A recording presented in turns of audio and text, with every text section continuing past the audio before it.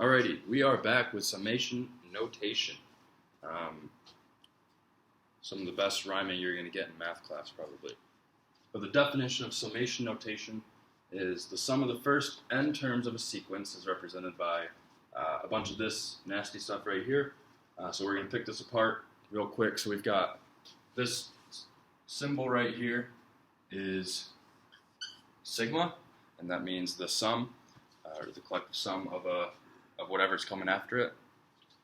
And with sigma, we're going to write down below it I equals 1, which signifies our starting point. So we're starting at the first term. And on top, we're going to have n, which is a number that is going to be either given, or we're going to choose, or we'll see what else we can do with n. But I is called the index of summation. So that kind of represents the term numbers that we're going to be adding. N is the upper limit of summation, and 1 is the lower limit of summation. So that means that we're going to take the sum of the terms numbered 1 through n. And that's what this is right here. So we have terms numbered 1 through n, and we're adding them all together. So that's what summation notation is. And we're going to get right into finding each sum. And on my notes here, I have I equals 1. So you might have the same thing. But on here it says I equals 0. So I'm going to do I equals 0. If it doesn't say that on your paper, that's okay. Just ignore it. So I'm going to rewrite this sigma here so we can all see it. We have 5 on top, I equals 0 on the bottom, and our function is 3i. So we're going to go ahead and we're going to find terms numbered 0 through 5. So I'll write those over here.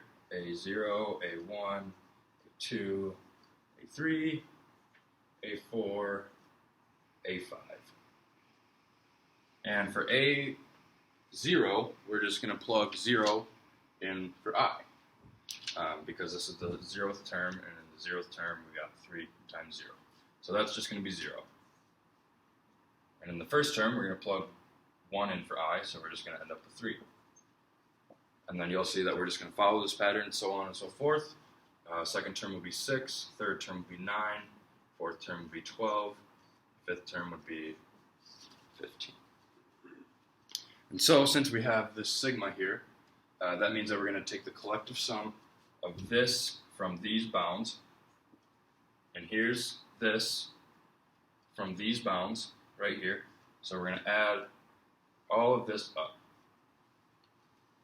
And what we get when we add all of this up, 15 plus 12 is 27, 27 plus 9 is 36, 36 plus 6 is 42, 42 plus 3 is 45.